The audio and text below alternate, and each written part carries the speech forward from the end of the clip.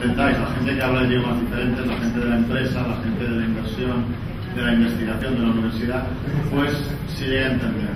Para hablar de cómo encontrar esto, una base de lenguaje común entre científicos, inversores y empresarios, esto es la última ponencia a cargo de, seguro que muchos lo conocéis, es Pere Monràs, oncólogo, promotor de la economía del conocimiento y, entre otras muchas cosas, presidente del X3C y vicepresidente de la Fundación Privada Círculo por el Conocimiento, Cercle pel Coneixement. Él será la última ponencia de hoy, cuando quieras esperar. Vamos a empezar, como además estamos ya en familia, necesitaréis moverme para estar un poco más libre de los engorros, digamos, de las fotos. Sí, es cierto, yo estuve 17 años haciendo de médico y 17 años más de director general del Departamento de Salud. Y luego dejé esto y me dediqué a otra cosa. Mi vida es por ciclos de 17 años. He empezado un ciclo de 17 años hace 8 años. Y lo empecé con otros fundando el Cercle pel Coneixement. Es una asociación que pretende, estábamos en el 2000. En el 2001 estaban reunidos los ministros en Lisboa, la agenda de Lisboa, no sé si habéis sabido esto, y estaban muy así idos y empezaron a decir que Europa en el 2010 sería el ejemplo mundial de la economía del conocimiento. ¿Sí? Bueno, estamos en 2011. ¿Y qué ha pasado? Pues hay que leer los periódicos cada día y quizás tenemos la primera de nuestro lugar de lado, que es su hija, la que va por aquí. ¿Tengo manera de mando?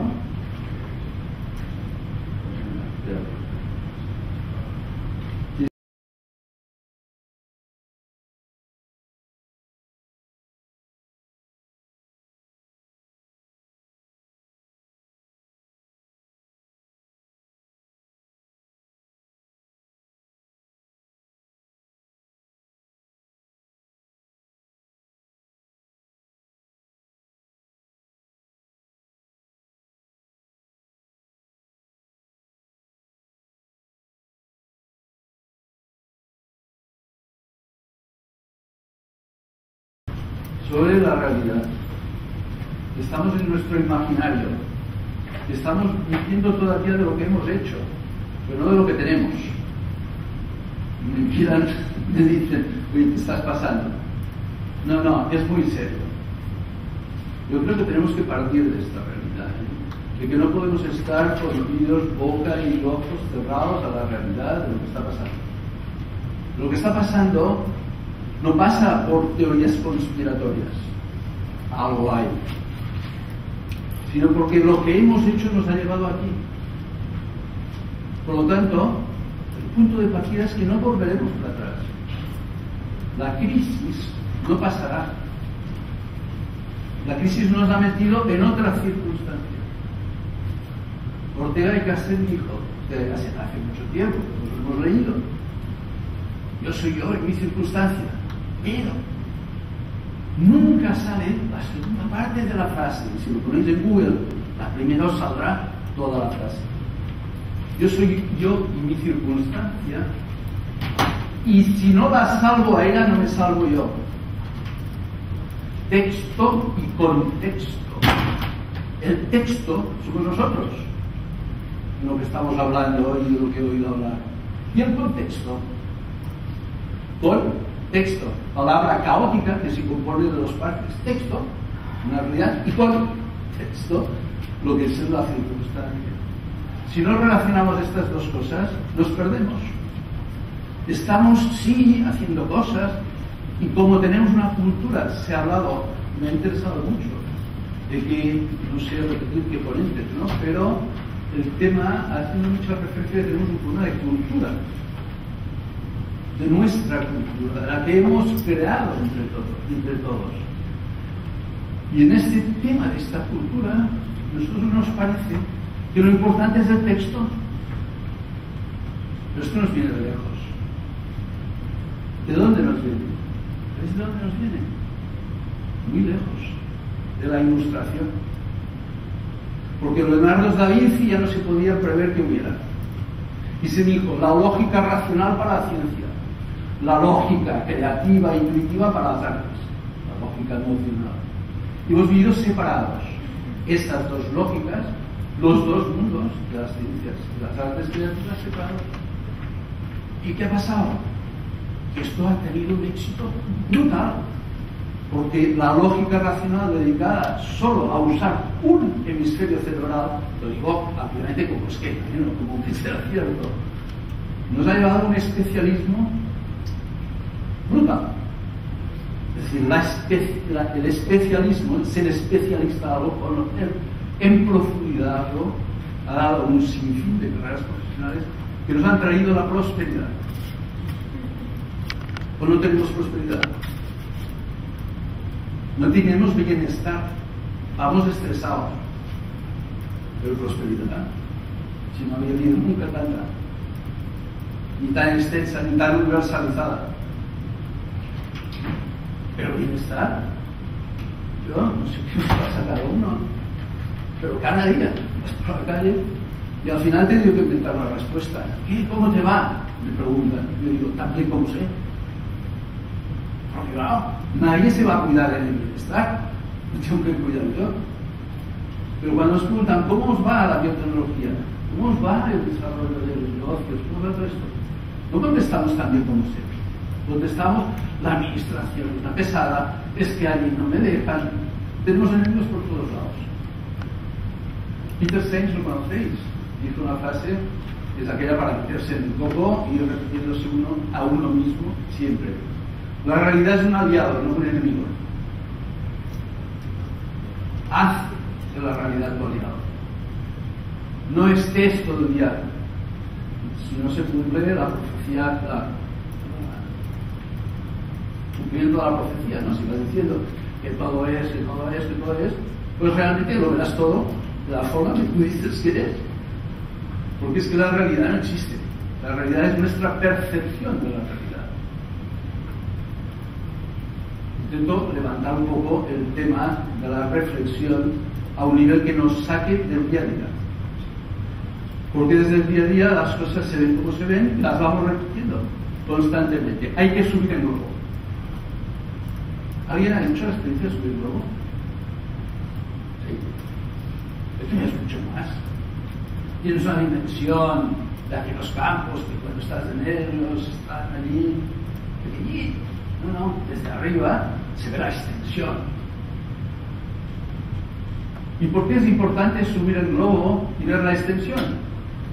Porque con las tecnologías disponibles que hemos fabricado con la enorme prosperidad que hemos tenido, Einstein, la teoría de la relatividad la sacó en el 1905, todo el siglo XIX, mientras nos peleábamos en Europa con guerras mundiales, los científicos tiraron adelante toda la física cuántica, y es que ahora empezamos a encontrar un mercado en nuestra vida diaria.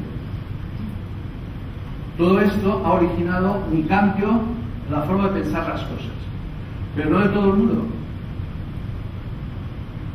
Tenemos un ejemplo.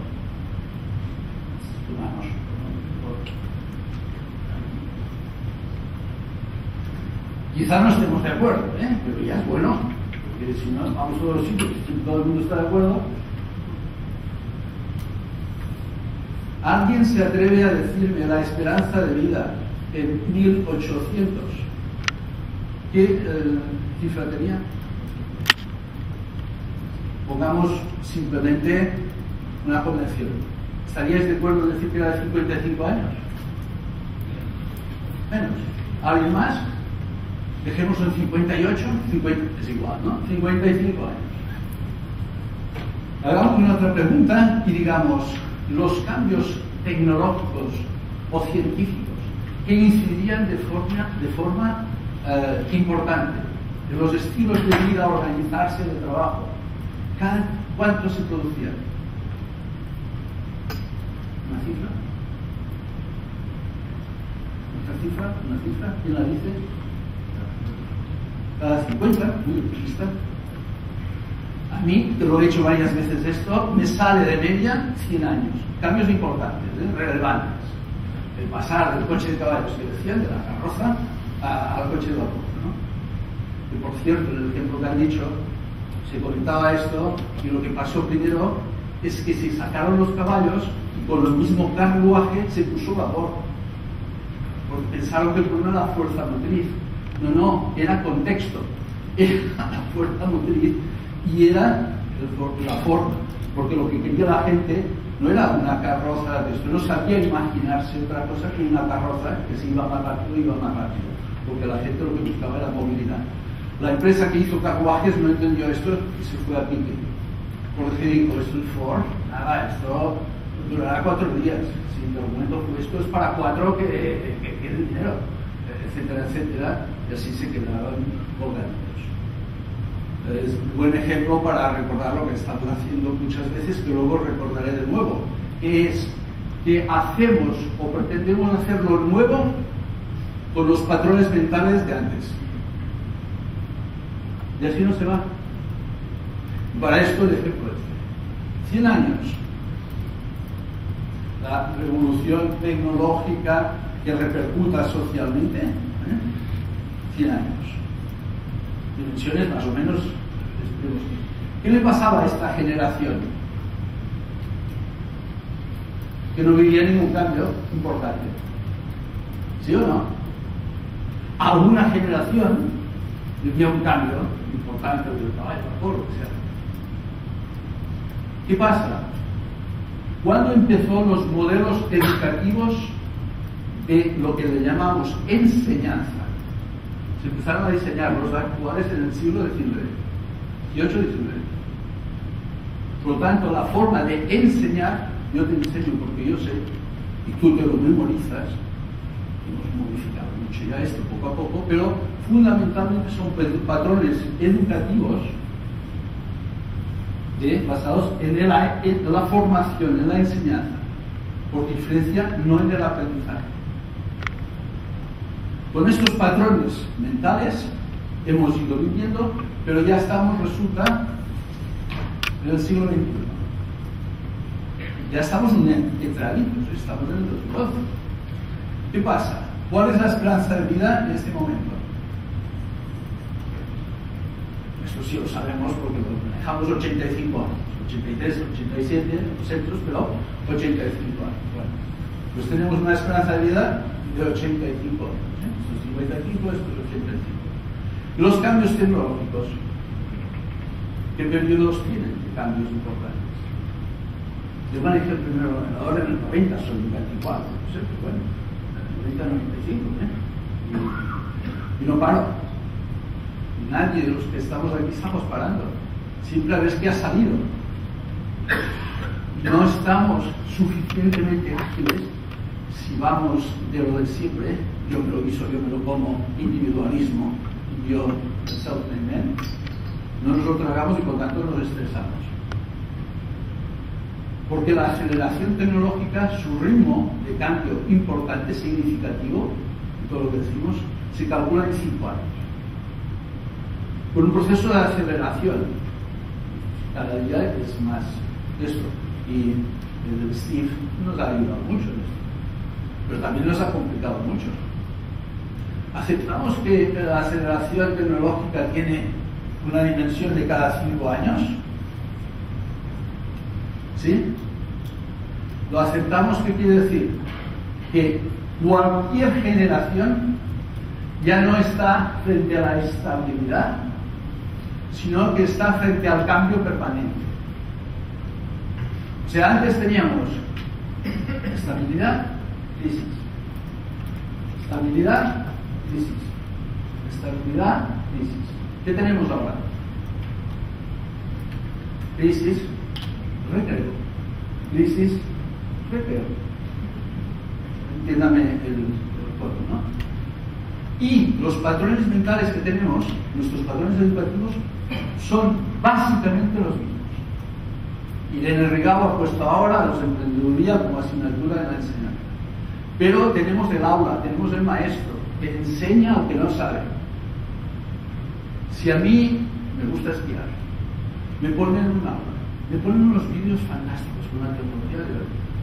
Yo puedo salir del aula sabiendo cómo se esquía. Hay que hacer la puña, hay que frenar. porque sé, porque veo lo que me enseñan y capto. Pero no me metan en la descripción de la lista. Aquí me han formado, me han enseñado. Pero cuando cojo los skills y me meto en la pista, aprendo a estudiar.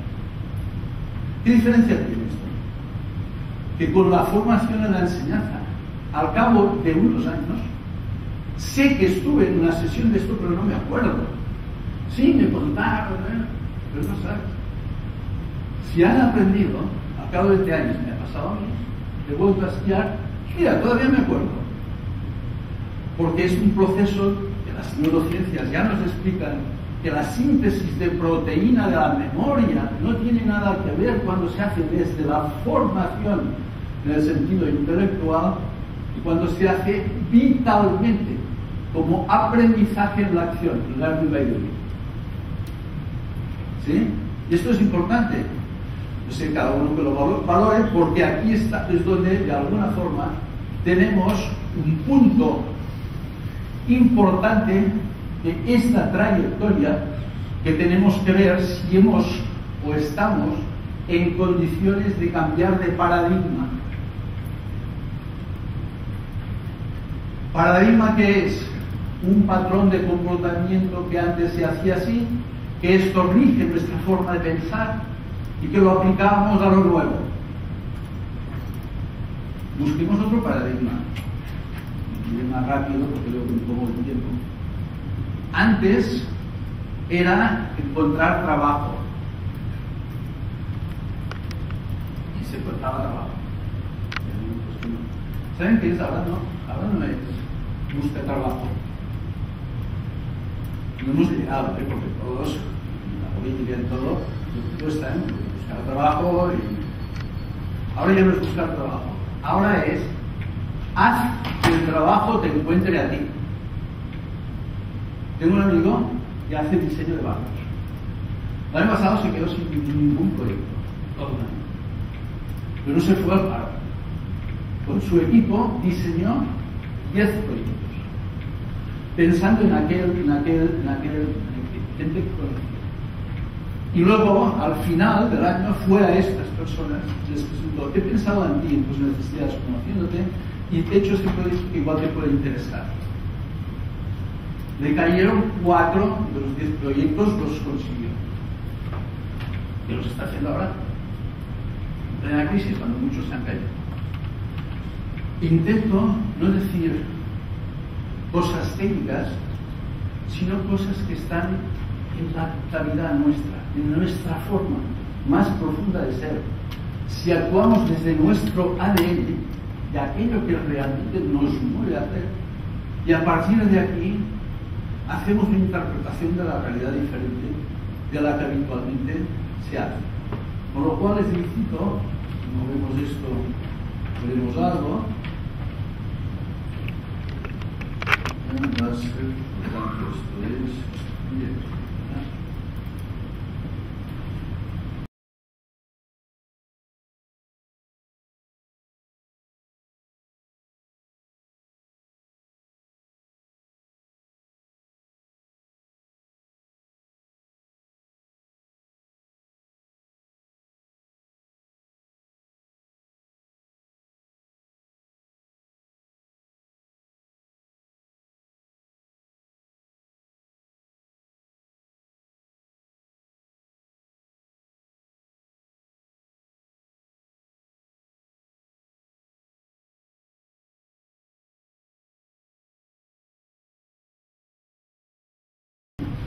Hay consejos de administración, compañías multinacionales, que el informe anual dice: y no habiendo conseguido nuestros objetivos, redoblaremos nuestros esfuerzos.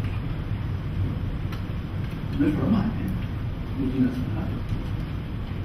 Y como no hemos ganado al 5% que nos propusimos, ahora con más esfuerzos vamos a llegar al 7%. Son gallinas. ¿No ven que hay una capacidad de salir y con un vuelo gallináceo, o sea, propio, sin ponerse nada más? Si llegan hasta aquí se pueden comer todo. Son tonterías, son metáforas. La metáfora sirve para que nos pueda servir, si nos la quedamos, para que nos vaya trabajando el poco. Otra metáfora.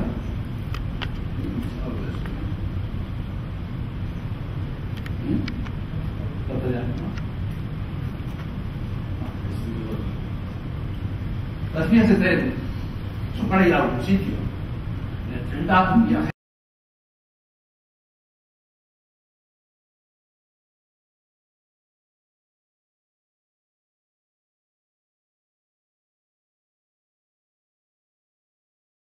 De tren. La otra vía de tren es la cultura de gestión. Y la cultura de gestión es que todo empieza por la idea pero acaba en el cálculo. Y al revés, del cálculo tienes que ir a la idea, porque si el cálculo no te da, revisa la idea. Por lo tanto, son dos vías de tren que nos conducen a alguna parte. Pero lo importante no es saber esto, que bueno, ya está dicho y podemos aceptarlo, y si lo aceptamos, tenemos que ver qué es lo que hace posible que las vías de tren no se separen, ni converjan. No hagamos médicos gestores ni gestores médicos, cada uno lo suyo. Pero para que se mantengan paralelas, ¿alguien propone qué es lo que lo consigue? Sin duda, que hay aquí unas traviesas, ¿cómo se dice? Traviesas. Y que no es solo que estas mantengan, sino que para que esto pase hay unos cargados, unas carcenadas, ¿cómo? Tuercas, ¿no? Pero tiene otro nombre más específico. Bueno, es igual, los tornillos, las tuercas, que mantienen esto bien atrapado. Ahora esto ya es moderno y las otras maneras. Es decir, que tenemos que aceptar que cualquier cosa que se haga requiere la idea estratégica y requiere la gestión y requiere los conectores. Ferrer, la farmacéutica en Italia, tiene una sala de 40.000, sabéis, más que pueda saber yo, ha hecho ya los directores del INE, tal no, el project manager es igual. Pero es aquel que relaciona cada departamento para que cada departamento se mantenga conectado con el otro y evitar la compartimentación de las cosas. Porque la compartimentación de todo lo que se hace es donde está el fracaso máximo de una organización. Claro, viene de la sociedad industrial. Que en la sociedad industrial sí que era posible y bueno hacerlo así, pero en la economía del conocimiento no es bueno esto. Tiene que estar todo conectado. Y hay que tener una visión amplia de las cosas. Y esto quiere decir que nos cambia algo muy importante. Y voy ya acabando por aquí. El problema más importante es que con el pensamiento convencional no haremos nada. Necesitamos explorar el pensamiento no convencional, otras formas de organizarnos, otras formas de conectar, de relacionarnos, otras formas que permitan que se puedan explorar, poner en marcha, equivocarse, rectificar cosas que no pueden estar sujetas al ritmo de la temporalidad en la que está sujeta nuestra sociedad ahora, que es el principio hegemónico de la economía. Estuve en Berlín hace poco, en una visita en la arquitectura de Berlín. El director del museo de la Sala de Mies van der Rohe, tuvimos la oportunidad de hablar con él, y alguien del grupo yo le preguntó cómo es que hay esta buena arquitectura en Berlín.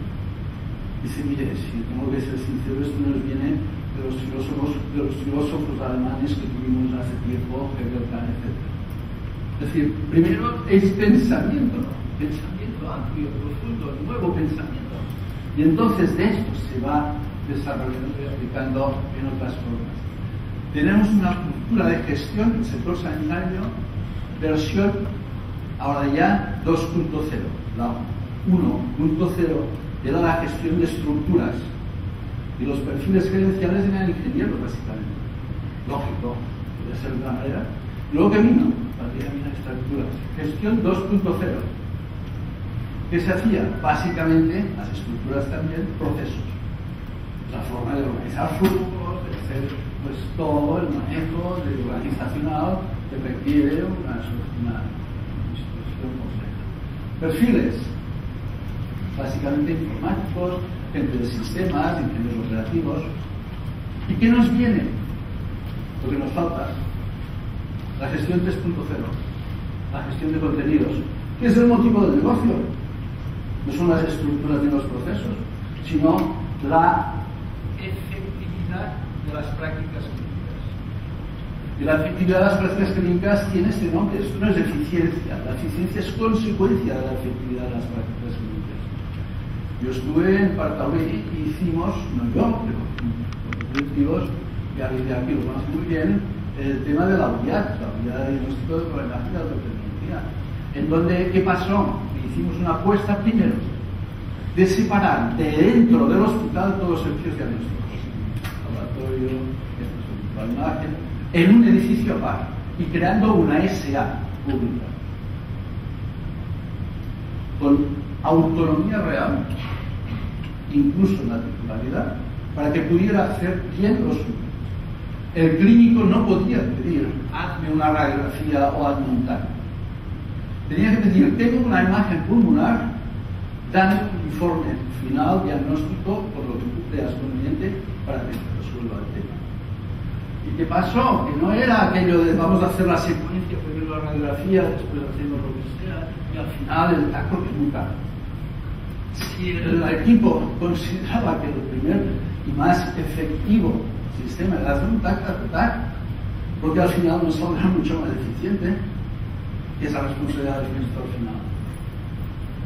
Por lo tanto, si enfocamos la efectividad de las prácticas clínicas y pedimos esto está en la profesión, las profesiones sanitarias. Si pedimos eficiencia, van a entender que hay que hacerlo barato, pero no lo barato es siempre lo más. Claro, cuando te compras unos zapatos puedes comprarte los más baratos que existen, pero como se estropean más a menudo, te compras más. No sé si cada uno se lo hace en su vida personal, pero yo he llegado a la conclusión que sale mucho más caro los zapatos malos que los zapatos buenos. Si se puede adquirir un zapato bueno, ¿qué quiero decir con todo ello? Que estamos entrando en nuevos modelos de gestión. Esto sirve para todo lo que ha sido estas jornadas, porque ya no va de lo de siempre, sino va de otras cosas. Lo del nuevo que os decía, no podemos ir así, en solitario. Esto es lo que pretendemos desde una dimensión brutal. Cuando salen estos héroes explicando lo que les pasa con sus empresas, con sus riesgos inmensos, todo esto, claro, como no se puede aguantar, traspasamos el riesgo a las administraciones, a las instituciones públicas. Cada vez el capital privado se dedica más a lo inmediato, a lo menos complicado. Y luego para el otro recibimos el capital público y bueno, está estrangulada la administración por todos los sitios. Pero es que también hemos de ver que en mover una rueda siempre hay el que no sé el que no está. Hay dos tribus, la tribu de los depredadores que sacan de donde pueden y ponen palos en la rueda de todo, y la tribu, que le llamo yo, de los contribuidores. ¿Saben quién está primado? No lo digo, las caras ya lo dicen ustedes. Y esto es que no, es que esto funciona así. ¿Y esto qué quiere decir? ¿Tenemos que poner un mozo de escuadra, un guardia civil al lado de cada equipo de trabajo para que los depredadores desaparezcan? No, si te vas a cenar con amigos y sois 15 y decidís y vais a pagarlo de un fondo común, siempre hay el tío espabilado que dice, pues hoy es mi día, voy a pedir un pino, que verás que como pagan todos, si dicen cada uno se paga lo suyo, entonces su justo según cada cual. Pero claro, si va de individuo, cada uno se paga lo suyo, se pierde cohesión del grupo, no se vive en el grupo, cada uno haga lo suyo. Y si vas a esto, pero en el grupo, el que hace algo que se pasa, nadie lo pone rojo, descarrada, de vergüenza, aquello al final acaba que se va haciendo la costumbre de que el espabilado vive a costa de los demás.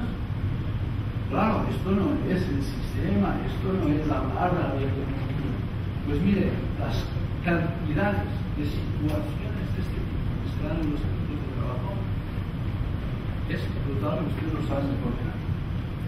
Y esto quiere decir en una colgada, los que han llegado, si los otros no llegan, se presenta el dilema. ¿Sí? ¿Todos o no todos? Y estos que se queden colgados. Bueno, pues es una forma de trabajar esas cosas. Hay que trabajarlas. Si no estamos en todo lo que los hermanos Marx, es muy bajo, es caótico, aquí todo el mundo se lo pasa pipa. Pero bueno, se pasa pipa porque se pasa pipa. Hay que usar pensamiento sistémico, hay que encontrar la primera bola a tocar para que se muevan todas.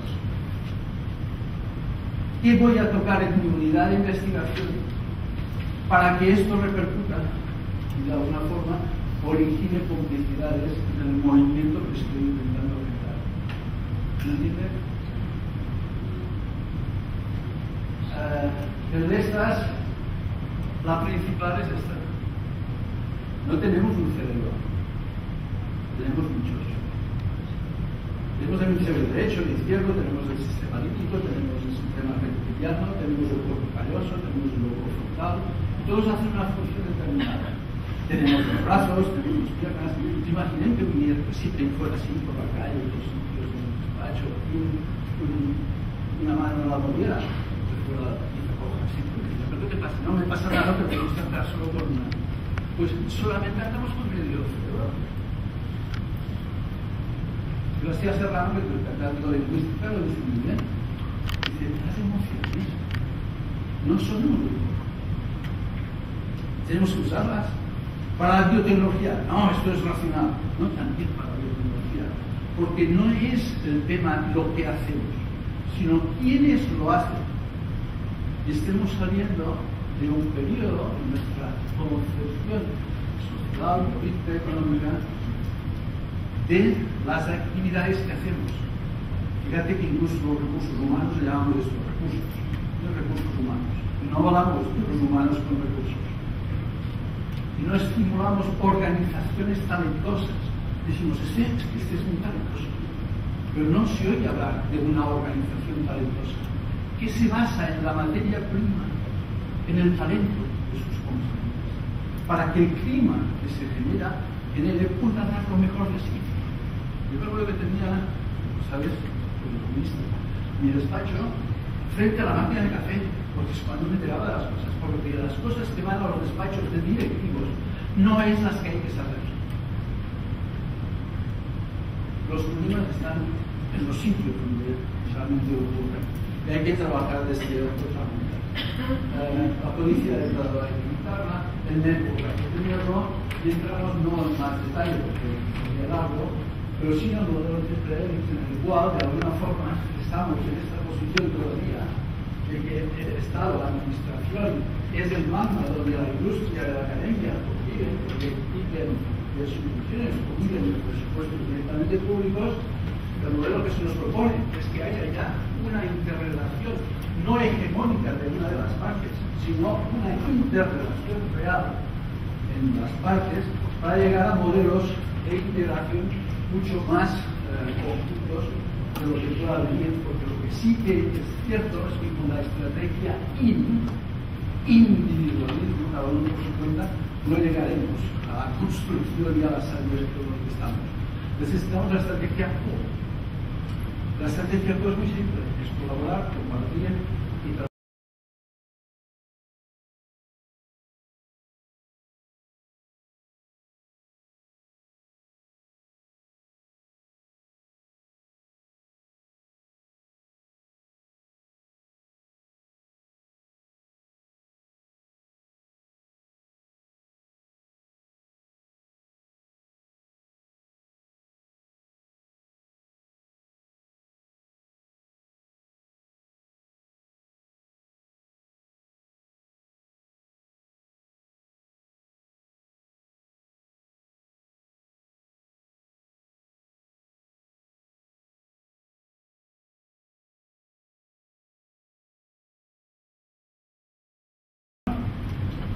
Pero esto no se consigue con el globo izquierdo, se consigue con el globo derecho con los dos.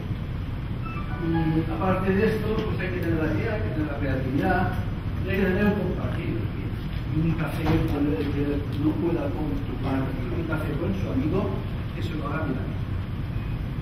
Porque aquí empieza el desastre personal. compartes esto, ya les he dicho que solo jugaba imágenes, porque el nosotros tiene mucha importancia.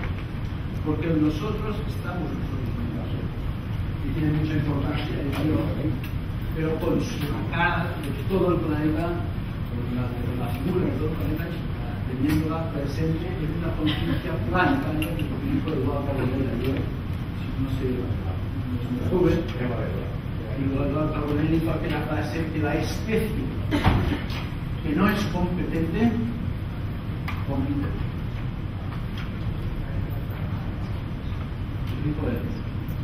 Por lo tanto, solo la acción transforma. Por lo tanto, ahora nos levantamos, acabamos la sesión y cada uno mañana empieza a hacer algo diferente.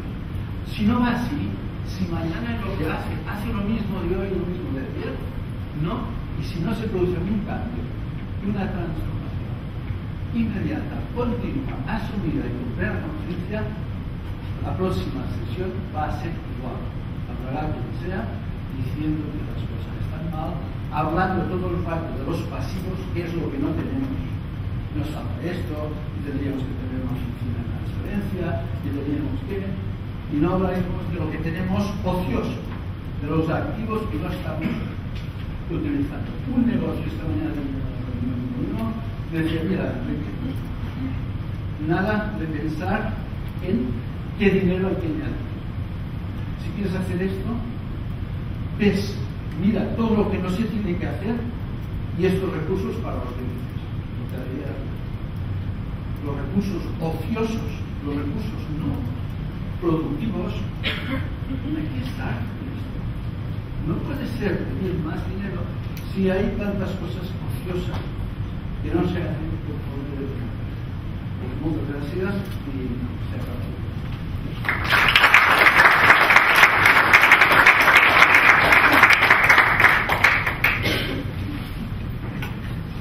Si alguien tiene alguna pregunta, tenemos 5 minutos para hacer una pregunta a un par.